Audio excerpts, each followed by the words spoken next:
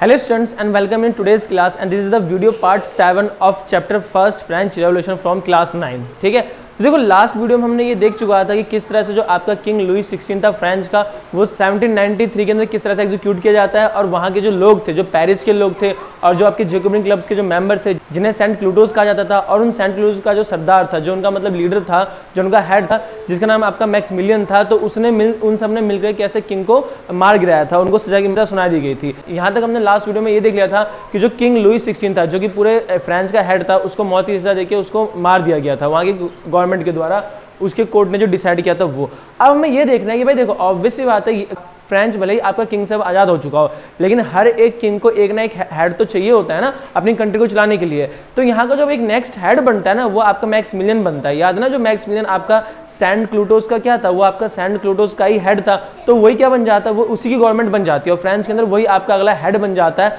आप इस तरह से कह सकते हो। और वो हेड बनने के बाद क्या होता है, क्या करता है, नहीं करता है, लोग मैक्सिमिलियन से खुश रहते हैं या नहीं रहते हैं, वही हमारा आज का टॉपिक है। सो लेट्स सी, देखते हैं हम वन बाय वन। तो देखो क्या कहता है, जो टॉपिक का नाम है आपका वो है आपका द रीजन ऑफ टेरर। ठीक है, द रीजन ऑफ टेरर का मतलब मतलब डर का माहौल, जिसे आप कहते हो डर का माहौल है। ठीक है, तो द रीजन ऑफ टेरर मतलब अब ये टाइम एक ऐसा आ गया जो कि आपका डर का माहौल है। अब क्यों है भाई, अब तो किंग लुई 16 भी नहीं रहा, तो अब किस बात का डर है। तो देखते हैं क्या कहता है, the period from 1793 to 1794 is referred as the region of terror. ठीक है, मतलब जब किंग मर चुका है ना, उसके बाद 1792 के अगस्त में किंग आपका मर चुका है, और 1793 एंड 1794 का जो टाइम पीरियड है उसको क्या कहा गया, उसको कहा गया रीजन ऑफ टेरर कहा गया है। मतलब उसको एक डर का माहौल कहा गया है, फिर डर का साल कहा गया। ये देख लो, अब 1793 और 94 को अब रीजन ऑफ टेरर क्यों कहा गया है, क्या रीजन है, तो उसके लिए हमें आगे जाना पड़ेगा। क्या कहता है, Maximilien Robespierre followed a policy of several control of punishment. ठीक है, मैक्सिमिलियन रॉब्सपेरी, ये आपको याद ही होगा, he was the head of the Jacobin clubs member, जिनको क्या कहा गया था, सेंट क्लूटोस कहा गया था। तो उसी सेंट क्लूटोस जैकोबिन क्लब का मेंबर का ये क्या था, हेड था। तो Maximilien Robespierre followed a policy of several control of punishment. ठीक है, जब किंग लुई 16 मर गया और उसके मरने के बाद मैक्सिमिलियन रॉब्सपेरी ने अपनी गवर्नमेंट बना ली फ्रांस के अंदर, तो उसके बाद रॉब्सपेरी क्या करता है कि ये अपनी एक पॉलिसी निकालता है। उस पॉलिसी का नाम आपका ये लिखा हुआ है, policy of several control and punishment. अब ये पॉलिसी क्या है, इस पॉलिसी के रूल्स थे, रेगुलेशंस थे, वो हम देखते हैं। तो क्या कहता है, अकॉर्डिंग टू द पॉलिसी, मतलब इस पॉलिसी के अकॉर्डिंग जो कि रॉब्सपेरी ने निकाला था, according to the policy if anyone find enemies of the republic और who did not agree with his method, even member of his own party will be arrested and imprisoned. मतलब इसके अंदर यह कहा गया है कि जो ये पॉलिसी निकाला था ना आपका मैक्सिमिलियन रॉब्सपेरी ने, इस पॉलिसी के अकॉर्डिंग अगर कोई भी व्यक्ति दुश्मन पाया जाता है, किसका, रिपब्लिक मतलब फ्रांस का, कोई भी इंसान अगर फ्रांस का दुश्मन पाया जाता है, फ्रांस की गवर्नमेंट का दुश्मन पाया जाता है, चाहे वो इंसान खुद मैक्सिमिलियन की पार्टी का ही क्यों ना हो, उसको क्या किया जाएगा, उसको अरेस्ट करके जेल में डाल दिया जाएगा। मतलब ये जो आपका पॉलिसी है, इस पॉलिसी अकॉर्डिंग यही कहा गया है कि भाई जो भी फ्रेंच कंट्री का दुश्मन निकलेगा, चाहे वो खुद मैक्सिमिलियन के पार्टी का ही मेंबर क्यों ना हो, उसको अरेस्ट करके उसको किस में डाल दिया जाएगा, जेल में डाल दिया जाएगा। अब ये सुनने में अच्छा से लग रहा है कि भाई ये तो अच्छी बात है कि अगर आपको देश का दुश्मन होगा तो उसे पकड़ के जेल में डाल दिया जाएगा, चाहे वो खुद का आपका मेंबर ही क्यों ना हो, तो फिर इसमें बुरी बात क्या है। तो हम आगे देखते हैं। तो नेक्स्ट पॉइंट कहता है, क्या कहता है, if the court were found guilty then they were guillotined. इसका मतलब ये है कि जिस व्यक्ति को अरेस्ट किया जाता है इस बात पर कि वो क्या है, वो फ्रांस का दुश्मन है, उसको अगर अरेस्ट किया गया और अरेस्ट करने के बाद उसके ऊपर जांच पड़ताल हुई और अगर कोर्ट उस व्यक्ति को क्या मानता है, गिल्टी यानी कि दोषी मानता है, तो उसके साथ क्या किया जाएगा, गिलिटेंट किया जाएगा। गिलिटेंट का मतलब क्या होता है, बेसिकली गिलिटेंट बेसिकली आपका एक ना पहले टाइम का औजार है। ये आपका इस तरफ भी आप औजार हो, ये आप देख सकते हो। तो इस औजार का इस्तेमाल ना फ्रांस के अंदर लोगों को सजा देने के लिए यूज किया जाता था, उनके सर को कलम करने के लिए इस्तेमाल किया जाता था आपका इस मशीन का। तो इसी मशीन को क्या कहा गया, इसी मशीन को आपको गिलिटेंट कहा गया है। तो गिलिटनी इज ए, देखो यहाँ पे लिखा हुआ भी है कि गिलिटेंट क्या है आपका, तो guillotine is a device with which a person is beheaded, it was named after its inventor name doctor Guillotin. ठीक है, जो आपका गिल्शन, जो यहाँ पे जो आपका लिखा हुआ ना गिलिटेंट, तो जो आपका गिलिटेंट है ना, ये आपका एक ऐसा डिवाइस है, इस डिवाइस का यूज क्या किया जाता है, लोगों के सर को काटे जाते हैं। ठीक है, और इस डिवाइस का जो नाम है वो उसके फाउंडर के नाम पर ही रखा गया। और उस डॉक्टर का नाम क्या था जिसने इसे फाउंड किया था, तो इसके फाउंडर का नाम था डॉक्टर गिल्टन, ये आपको ध्यान रखना है। तो इसी के नाम पे ही इस डिवाइस का नाम आपका रखा गया है ग्लिशियंट, ये आपको ध्यान रखना है। तो इसी डिवाइस का यूज करके ही रोबेस्पेरी क्या करता था, अपने दुश्मनों को सजा दिया करता था उनके सर को अलग करने के लिए उनके बॉडी से। तो नेक्स्ट पॉइंट क्या था, Robespierre's government issued many new rules. ठीक है, देखो जब आपका रोबेस्पेरी गवर्नमेंट के अंदर आया तो उसने सिर्फ यही एक चेंज नहीं किया, वो सिर्फ और सिर्फ यही एक पॉलिसी लेके नहीं आया, बट इस पॉलिसी के अलावा उसने और भी बहुत सारे चेंजेस किए और बहुत सारे नए रूल्स और रेगुलेशंस लेके आया। वो रूल्स रेगुलेशंस क्या है वो हम देखते हैं। तो पहला पॉइंट कहता है Maximilien ceiling on wages and policies. ठीक है, देखो मैक्सिमिलियन क्या कर रहा था, मैक्सिमिलियन अब सारी की सारी चीजों को कंट्रोल कर रहा था। कंट्रोल मतलब ये कि उस कंट्री के अंदर जो भी लेबर काम कर रहे थे उन लेबर के क्या वेजेस होगा और साथ में वहां पे चीजों के क्या प्राइसेस होंगे, उन प्राइस को क्या कर रहा था वो खुद कंट्रोल कर रहा था। मतलब पूरे कंट्री के अंदर किस तरह के लेबर को किस तरह का वेजेस देना है वो सारा का सारा वेजेस कौन तय करता था, आपका मैक्सिमिलियन ही करता था। मतलब लेबर उससे ज्यादा पैसा अगर लेना भी चाहे तो ले नहीं सकते, क्यों, क्योंकि मैक्सिमिलियन ने ऐसा कहा है। ठीक है, नेक्स्ट रूल ये क्या लेके आया कि मीट ब्रेड वर राशन। ठीक है, मीट ब्रेड वर राशन का मतलब ये है कि राशन के अंदर क्या मिलता था, सिर्फ और सिर्फ आपका मीट, जो गवर्नमेंट की तरफ जो राशन आपको मिला करता है तो उस राशन के अंदर सिर्फ और सिर्फ मीट मिलता था और क्या मिलता था, एक रोटी मिला करती थी और कुछ मिला करता नहीं था। अब इस रोटी और थोड़े से मीट में क्या होने वाला है, तो ये इसके अंदर कहा गया। ठीक है, नेक्स्ट पॉइंट कहता है price of grain were fixed. और उस टाइम पे जितने भी आपके ग्रेन्स थे यानी कि जो भी आपके अनाज बिका करते थे ना, उनके प्राइस क्या कर दिए गए, फिक्स कर दिए गए। मतलब अगर कोई किसान चाहता है कि वो उस अपने ग्रेन को उस प्राइस से ज्यादा बेचे तो बेच नहीं सकता था। क्यों, क्योंकि जो खरीदने वाला है वो लेगा ही नहीं, वही बोल देगा कि हमारे गवर्नमेंट ने इतना ही प्राइस रखा, आप इससे ज्यादा नहीं बेच सकते। तो एक किसान जो है उसी फिक्स प्राइस के अंदर ही उस अनाज को बेच सकता है, उससे ज्यादा वो बेच नहीं सकता। ये एक रूल लेके आया इसकी गवर्नमेंट। उसके बाद कहता है peasants were forced to transport their grains and sell in cities at a fixed price। ठीक है, सिर्फ peasants के साथ इतना ही मतलब गलत व्यवहार नहीं किया गया कि उनको जो अनाज थे उनका अनाज का दाम फिक्स कर दिया गया कि आप उससे ज्यादा में अपने अनाज को नहीं बेच सकते, बल्कि इनके साथ एक रूल और लाया गया क्या कि जितने भी आपके किसान थे ना उनको फोर्स किया गया। किस चीज के लिए फोर्स किया गया कि वो जो भी ग्रेन उगाएंगे उनको ट्रांसपोर्ट किया जाएगा और बेचा जाएगा कहाँ पे, सिटीज में, वहां की आसपास की जो सिटीज है, ट्रांसपोर्ट में ट्रांसपोर्ट और उसको क्या किया जाएगा, उनको ट्रांसपोर्ट के द्वारा ले जाया जाएगा और बेचा जाएगा। कहां पे बेचा जाएगा, शहरों के अंदर बेचा जाएगा। अब शहरों के अंदर बेचा जाएगा कोई दिक्कत तो नहीं है, लेकिन शहरों के अंदर भी एक फिक्स प्राइस पर ही बेचा जाएगा। मतलब मैक्सिमिलियन की गवर्नमेंट ने जो प्राइस तय किया ना ग्रेन्स का, आप उसी प्राइस में ही बेचोगे, उससे ज्यादा में आप बेच नहीं सकते। तो इससे क्या हो रहा था, इससे पीजेंट को दिक्कत हो रही थी, उनको प्रॉफिट ज्यादा नहीं हो पा रहा था। नेक्स्ट पॉइंट कहता है the use of more expensive floor were forbidden. ठीक है, इसमें यह कहता है कि उस टाइम पे जो आपके महंगे महंगे लोग आटा खाते थे ना, उन महंगे महंगे आटों को खाने पे भी लोगों उसने मैक्सिमिलियन ने क्या कर दिया था, बैन कर दिया था, कि खाने से मना कर दिया था कि कोई भी अब इतने महंगे आटे को नहीं खाएगा।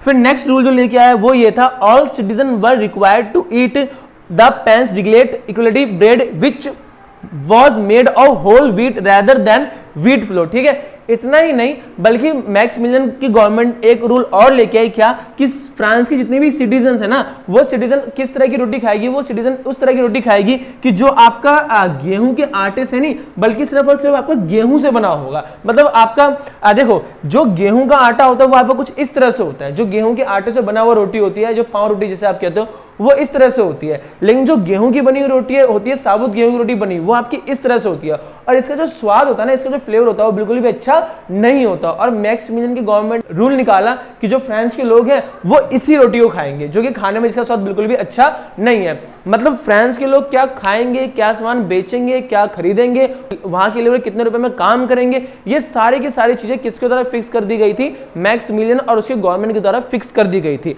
ये अब थोड़ी ज़्यादती सी लग रही थी कि लोगों को मतलब सही से जीने भी नहीं दिया जा रहा था, उनकी एक तरह से फ्रीडम भी छीन ली जा रही थी कि भाई वो खाएंगे तो जो मैक्सिमिलियन की गवर्नमेंट ने कहा है वही खाएंगे, जो वो सामान खरीदेंगे जिस प्राइस पे, वो प्राइस भी मैक्सिमिलियन गवर्नमेंट ने फिक्स कर दिया। वहां के जो लेबर काम करेंगे और लेबर के बदले में जो पैसा मिलेगा वो मैक्सिमिलियन गवर्नमेंट ने फिक्स कर दिया। राशन के अंदर जो इनको सामान मिला था वो राशन के अंदर भी सामान उनको बढ़िया नहीं मिल रहा था। तो ये दिक्कतें परेशानी झेलनी पड़ रही थी फ्रांस के लोगों को जब वहां पे मैक्सिमिलियन की गवर्नमेंट आई थी 1793 से 4 के बीच में। फिर नेक्स्ट पॉइंट क्या कहता है कि एक और रूल निकाला गया मैक्सिमिलियन की गवर्नमेंट ने, क्या कि instead of calling monsieur and madam, all French man and women were henceforth citoyen and citoyen and citoyenne which means citizens. ठीक है, अब इसके अंदर क्या कहता है, इसके अंदर ये कहता है कि देखो पहले क्या होता था, पहले के अंदर जो फ्रांस के अंदर जो लोग हुआ करते थे ना, उन लोगों में जो आदमी हुआ करते थे उनको क्या बुलाया जाता था, उनको मैंस्योर कह के बुलाया जाता था, और जो औरतें थी उनको मैडम कह के बुलाया जाता था। जैसे इंडिया में होता नहीं है कि अगर आप किसी को नहीं जानते तो आप उनको सर या मैडम कह के बुलाते हो, या मिस्टर या मिसिस कह के बुलाते हो किसी भी अनजान सिटीजन्स को। लेकिन फ्रांस के अंदर पहले क्या होता था कि पहले फ्रांस के अंदर जितने भी आदमी हुआ करते थे उनको मैंस्योर कह के बुलाया जाता था, जिसका Hindi meaning English meaning sir होता है, और जो औरतें थी उनको मैडम कह के बुलाया जाता था। लेकिन जब फ्रांस के अंदर मैक्सिमिलियन की गवर्नमेंट बनी तो उसने इस रूल को भी चेंज कर दिया और क्या बोला कि अब से जो भी आदमी होंगे, मतलब जो भी अब फ्रांस के सिटीजन्स मैन होंगे, आदमी होंगे, उनको क्या बुलाया जाएगा, उनको सिटीजन कह के बुलाया जाएगा, और जो औरतें होंगी उनको सिटीजनी कह के बुलाया जाएगा। मतलब कौन किसको क्या कह के बुलाएगा ये भी किसके द्वारा तय कर दिया गया, मैक्सिमिलियन गवर्नमेंट के द्वारा भी तय कर दिया गया, ये आपको ध्यान रखना है। फिर नेक्स्ट पॉइंट कहता है churches were shut down and their building converted into barracks और ऑफिसेस। ठीक है, और वहां पे जितने भी आपके चर्चेज थे उन चर्च को बंद कर दिया गया मैक्सिमिलियन गवर्नमेंट के द्वारा। मतलब बंद नहीं किया गया, बंद करके उसे किस में कन्वर्ट कर दिया गया, उनको बैरक्स एंड ऑफिसेज में कन्वर्ट कर दिया गया। अब ऑफिसेज तो आपको पता है क्या होता है, बैरक्स का मतलब बेसिकली क्या होता है, आपका एक ऐसा बिल्डिंग होता है, फिर एक ऐसी जगह होती है जहां पे सैनिकों को ठहरने के लिए जगह बनाया जाता है। सैनिकों को ठहरने के लिए, रुकने के लिए जो जगह होती है ना, उसी जगह को हम क्या कहते हैं, बैरक्स कहते हैं। तो मैक्सिमिलियन गवर्नमेंट ने क्या कर दिया, वहां की जो मतलब आपके जितने भी चर्च थे उन चर्च को इन्हीं बैरक्स एंड ऑफिसेज के अंदर कन्वर्ट कर दिया गया। तो अब देखो इस तरफ तो हमें लग रहा था कि जो आपका मैक्सिमिलियन गवर्नमेंट है वो कुछ अच्छा करी थी, लेकिन जब जैसे और हमने इसके रूल्स रेगुलेशन पढ़े तो Maximilien government was not doing very well during the 1973 and 1974। इसी वजह से इस टाइम पीरियड को 1793 एंड 1794 टाइम पीरियड को क्या बुलाया गया है, रीजन ऑफ टेरर बुलाया गया है। ये आपको ध्यान रखना है। अब हम ये देखते हैं कि इस रीजन ऑफ टेरर से, यानी कि जो मैक्सिमिलियन का जो राज है उस राज से फ्रांस के लोग कैसे बचते हैं। So let's go to the next point. तो देखो अब हम देखते हैं कि जो मैक्सिमिलियन रोबेस्पेरी है उससे, उसकी गवर्नमेंट से और मैक्सिमिलियन रोबेस्पेरी के द्वारा बनाए गए जो घटिया से पॉलिसीज थे इनसे फ्रांस के लोग कैसे बचते हैं।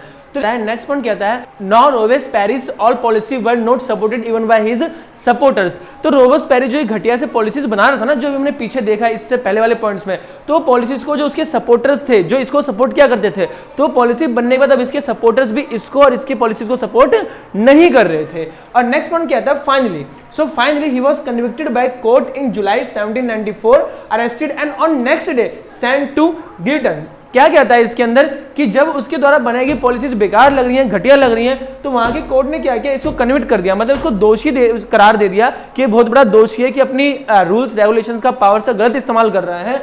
एंड इन जुलाई 1794, और जुलाई 1794 को कोर्ट के आदेश पे मैक्सिमिलियन रोबेस्पेरी को अरेस्ट कर दिया गया और उसे भेज दिया गया कहां पे, उसको भेज दिया गया गिलोटोन में। अब गिलोटोन आपको पता है ना, आपकी यही वाली मशीन जिसके बारे में भी हमने पहले बात की, तो इस मशीन में भेज दिया जाता है, मतलब जिस मशीन को दूसरे के लिए बनाता है वही मशीन में खुद फंस जाता है। ठीक है, तो ये हमने देख लिया कि रोबेस्पेरी से और उसके इस पॉलिसी से फ्रांस के लोग कैसे बचते हैं। अब देखो ये चीज हमें पता है कि हर कंट्री में एक हेड होता है, तो यहाँ पे पहले आपका किंग हेड था, फिर किंग के बाद आपका मैक्सिमिलियन रोबेस्पेरी आया, लेकिन अब यहाँ के लिए नए रूल्स रेगुलेशंस कौन बनाएगा, यहाँ का अब नया कॉन्स्टिट्यूशन क्या होगा, तो वो हम देखते हैं हमारा नेक्स्ट टॉपिक जो है आपका ए डायरेक्टरी रूल फ्रांस।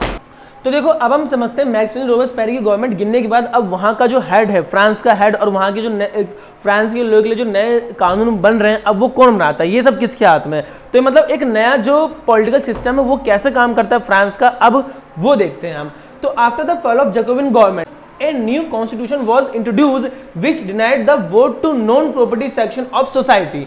इसके अंदर क्या कहता है कि जब आपकी जैकोबिन की गवर्नमेंट गिरती है, जैकोबिन गवर्नमेंट का मतलब मैक्सिमिलियन रोबेस्पेरी सही है, क्योंकि अगर आपको याद हो तो मैक्सिमिलियन रोबेस्पेरी क्या था, आपका ये हेड ही तो था। अब हमने पीछे देखा था ये हेड था किसका, जैकोबिन क्लब के मेंबर का हेड था, तो इसलिए यहाँ पे जैकोबिन गवर्नमेंट वर्ड यूज किया गया है। तो जैकोबिन गवर्नमेंट यानी कि मैक्सिमिलियन रोबेस्पेरी गवर्नमेंट गिरने के बाद ना फ्रांस के अंदर फिर से कुछ नए कॉन्स्टिट्यूशन बनाए गए और उस नए कॉन्स्टिट्यूशन के अकॉर्डिंग जो वोट का जो तरीका था वो तरीका चेंज कर दिया गया। अगर आपको याद हो तो इससे पहले जो वोट देने का सिस्टम था वो क्या था कि फ्रांस के अंदर ऐसे आदमी जिनकी एज 21 से ज्यादा है, उनके पास कितना पैसा है, कितना रुपया है, उससे फर्क नहीं पड़ता है। अगर फ्रांस के अंदर कोई व्यक्ति, कोई आदमी जिसकी उम्र 21 से ज्यादा है तो वो वोट दे सकते हैं। लेकिन अब यहाँ पे वो रूल चेंज कर दिया गया, क्या कि वोट अभी भी देंगे, लेकिन अब वोट वो नहीं देंगे जिनके पास पैसा हो या ना हो, बल्कि वही वोट दे सकते हैं जिनके पास पैसा हो। यहाँ पे लिखा हुआ है ना, which denied the vote to non property section of society, मतलब फ्रांस की सोसाइटी के अंदर ऐसे लोगों को वोट देने से मना कर दिया गया जिसके पास खुद की प्रॉपर्टी, खुद की जमीन जायदाद ना हो। मतलब जो पर्सन वेल्थियर नहीं है, जिसके पास पैसा नहीं है, वो वोट नहीं कर सकता फ्रांस के अंदर अब 1794 के बाद से, जब आपका मैक्सिमिलियन रोबर्ट पेरी की गवर्नमेंट गिरती है उसके बाद से। तो क्या कहता है, now powers were seized by the wealthier middle class. अब जो फ्रांस के अंदर जो पावर्स हैं वो सारी की सारी पावर्स अब किसके हाथ में आ जाती है, प्रॉपर्ली मिडिल क्लास मेंबर के अंदर जो ऐसे लोग होते हैं ना जिनके पास पैसा होता है, जो वेल्थियर होते हैं, जो पैसे वाले होते हैं, उनके हाथ में सारी की सारी पावर्स आ जाती है। ये आपको ध्यान रखना है। और नेक्स्ट पॉइंट, अब हम ये देखते हैं नेक्स्ट पॉइंट के अंदर कि अब जो एक नया कॉन्स्टिट्यूशन बन रहा है उसके अकॉर्डिंग अब फ्रांस के अंदर लोग कैसे रूल्स रेगुलेशन बनाएंगे और फ्रांस का जो पॉलिटिकल सिस्टम है पूरा वो कैसे काम करेगा वो हम देखते हैं। तो क्या कहता है, there is a legislative councils which appointed directory of an executive made up of 5 member. देखो अगर याद हो तो हम पहले कर चुके हैं कि आपका एक एग्जीक्यूटिव होता है और एक आपका लेजिस्लेटिव होता है, ठीक है, हमने ये देखा था, ठीक है। अब लेजिस्लेटिव के अंदर क्या, जो लेजिस्लेटिव के अंदर जो लोग होते हैं वो आपको अगर याद हो, अगर आपने वो वीडियो देखा हो जिसमें मैंने आपको लेजिस्लेटिव एग्जीक्यूटिव मतलब जिसके अंदर हमने पॉलिटिकल स्ट्रक्चर की बात की थी फ्रांस की 1791 के अंदर, जब किंग से ये लोग आजाद होते हैं। किंग से आजाद मतलब जब यहाँ पे फ्रांस के अंदर आपको कॉन्स्टिट्यूशन मोनार्की अप्लाई होता है तो एक नया पॉलिटिकल सिस्टम बनता है। तो अगर आपको वो याद होगा तो आप ये समझ जाओगे कि लेजिस्लेटिव के अंदर आपके जो लोग थे वो नेशनल असेंबली कहलाते थे। तो ये जो लेजिस्लेटिव के जो लोग थे ना, इन्होंने अब एक नया एग्जीक्यूटिव बनाया। पहले तो एग्जीक्यूटिव में किंग हुआ करते थे, राजा हुआ करते थे, लेकिन जब रोबेस्पेरी को हटा दिया गया तो रोबेस्पेरी को हटाने के बाद क्या किया गया कि लेजिस्लेटिव ने एक नया एग्जीक्यूटिव बनाया। और उस नए एग्जीक्यूटिव के अंदर कितने मेंबर होंगे, उस नए एग्जीक्यूटिव के अंदर केवल 5 मेंबर होंगे। और इस नए एग्जीक्यूटिव के अंदर जो 5 मेंबर होंगे ना, इन्हीं 5 मेंबर के ग्रुप को क्या कहा गया है, इन्हीं 5 मेंबर के ग्रुप को डायरेक्टरी कहा गया है। ये आपको ध्यान रखना है, ठीक है। तो क्या कहता है, यहाँ कहता है there is a legislative council which appointed directory of 5 and executive made up of 5 member, ठीक है। मतलब जो इस फ्रांस के अंदर जो लेजिस्लेटिव मेंबर थे, उन लेजिस्लेटिव मेंबर ने आपका एक न्यू एग्जीक्यूटिव मेंबर बनाए और उन एग्जीक्यूटिव के अंदर 5 नए मेंबर हुए। और एग्जीक्यूटिव के अंदर जो 5 नए मेंबर हुए ना, इन्हीं 5 मेंबर को क्या कहा जाने लगा, डायरेक्टरी कहा जाने लगा। ये ध्यान रखना है। अब इन 5 मेंबर का क्या काम है वो हम देखते हैं। As a executive is not under one hand like Jacobins, ठीक है। अगर आपको याद हो तो जो आपका मैक्सिमिलियन रोबेस्पेरी था वो सारे के सारे नए रूल्स रेगुलेशंस पॉलिसीज अकेले खुद बना रहा था और उसका जैसा मन करता था वो वैसे घटिया से पॉलिसीज बनाता था। तो इसी चीज से बचने के लिए ही लेजिस्लेटिव ने क्या किया कि एग्जीक्यूटिव के अंदर 5 मेंबर रखे, क्योंकि एग्जीक्यूटिव के अंदर अगर 5 मेंबर होंगे ना तो जो भी नए रूल्स रेगुलेशंस पॉलिसीज बनेंगे वो 5 मेंबर मिलकर आपस में समझौता करके बनाएंगे। यानी कि अगर इसके अंदर एक मेंबर होगा तो एक का जैसा मन करेगा वैसा पॉलिसी बना देगा, जिससे फ्रांस के लोगों को दिक्कत होगी, जैसा कि रोबेस्पेरी ने किया था। तो उससे बचने के लिए ही लेजिस्लेटिव के लोगों ने एग्जीक्यूटिव के अंदर एक ना रखे बल्कि 5 मेंबर रखे। अब नेक्स्ट पॉइंट क्या कहता है, after some time directors often clashed with the legislative council would then shout to dismiss them. और कुछ दिनों बाद क्या हुआ, जब आपका एग्जीक्यूटिव के अंदर ये 5 मेंबर बन गए ना, तो कुछ दिनों के बाद ये मेंबर होने के बाद जो ये एग्जीक्यूटिव के अंदर 5 मेंबर थे, डायरेक्टरी थे, इनका क्या होने लगा, लेजिस्लेटिव के साथ ना झगड़े होने लगे, मतभेद होने लगे किसी ना किसी बात को लेके, ठीक है। और जिसके बाद लेजिस्लेटिव के जो मेंबर थे उन्होंने इनको धमकाना चालू कर दिया कि अगर तुम हमारे कहे मुताबिक नहीं चलोगे तो तुम्हें हम बाहर निकाल देंगे, ये कहा गया। अब देखो यहां तक हमें ये समझ में आता है कि पहले क्या होता है, पहले आपका फ्रांस के अंदर किंग रहता है जो कि आपको मोनार्की कहा जाता है। फिर मोनार्की को क्या कर दिया जाता है, मोनार्की को आपका कॉन्स्टिट्यूशन मोनार्की कर दिया जाता है। फिर कॉन्स्टिट्यूशन मोनार्की के बाद फ्रांस के अंदर आपका क्या जाता है, फ्रांस के बाद आपका रिपब्लिक आ जाता है। रिपब्लिक में आने के बाद आपका रीजन ऑफ टेरर आ जाता है जो कि किसके अंदर था, मैक्सिमिलियन रोबेस्पेरी के अंदर था। अब मैक्सिमिलियन रोबेस्पेरी के जो पॉलिसीज थे वो इतने ज्यादा खराब थे कि वहां के लोग रह नहीं पा रहे थे, इसी वजह से तो इसे आपका रीजन ऑफ टेरर कहा गया था, जिससे बाद में ये लोग आजाद हो गए थे। लेकिन जब ये रीजन ऑफ टेरर से आजाद हुए, मतलब नया एक पॉलिटिकल स्ट्रक्चर बना लिया जो कि लेजिस्लेटिव, एग्जीक्यूटिव और एग्जीक्यूटिव के अंदर जो 5 मेंबर उनको डायरेक्टरी बुलाया जाएगा, इसका उन्होंने एक नया पॉलिटिकल स्ट्रक्चर बना लिया फ्रांस का। तो मतलब यहां तक हम ये देख पा रहे हैं कि जो फ्रांस का पॉलिटिकल स्ट्रक्चर है ना वो ढंग से बन नहीं पाया, कभी बन रहा है, बिगड़ रहा है, आ रहा है, जा रहा है, ऐसा हो रहा है। और इसका फायदा कोई और उठाता है। जैसे आपने की स्टोरी सुनी होगी ना कि 2 बिल्ली की लड़ाई में बीच में एक चूहे का फायदा हो जाता है रोटी के लिए। तो वही सेम चीज यहाँ पे होता है कि जो आपका फ्रांस का जो पॉलिटिकल सिस्टम वो कितना इनस्टेबल है, कितना घटिया है, मतलब सही से बन नहीं पा रहा, और इसका फायदा कोई और उठा लेता है। अब वो कौन है? तो क्या कहता है, the political instability of the directory paved the way for the rise of military dictator Napoleon Bonaparte. ठीक है, देखो फ्रांस के अंदर जो पॉलिटिकल इनस्टेबिलिटी हो रहा था ना डायरेक्टर्स का और लेजिस्लेटिव के बीच में, इसका फायदा किसने उठाया? इसका फायदा उस टाइम पे क्या होता था, फ्रांस के अंदर मिलिट्री हुआ करती थी, मतलब वही आर्मी के लोग। तो फ्रांस की मिलिट्री में, आर्मी में एक व्यक्ति था जिसका नाम क्या था आपका? Napoleon Bonaparte. नेपोलियन बोनापार्ट ने इसका फायदा उठाया था। अब नेपोलियन बोनापार्ट इसका फायदा कैसे उठाता है और वो कैसा एक मतलब कैसा वो डिक्टेटर बन के आता है पूरे कंट्री में और गवर्नमेंट को एबलाइज कर देता है और अपनी खुद की गवर्नमेंट बनाता है और वही नया मतलब जो है हेड बनता है पूरी कंट्री का। वो हम देखेंगे आज की क्लासेस के अंदर कि नेपोलियन बोनापार्ट कैसे किस तरह से कर लेता है। हालांकि इस चैप्टर में नेपोलियन बोनापार्ट के बारे में ज्यादा है नहीं, जब आएगा तब हम अच्छे से बात करेंगे। ठीक है, तो ये था आपका आज का क्लास। अब नेक्स्ट एंड लास्ट क्लास में हम इस चैप्टर को खत्म कर देंगे। जब तक keep watching and keep sharing.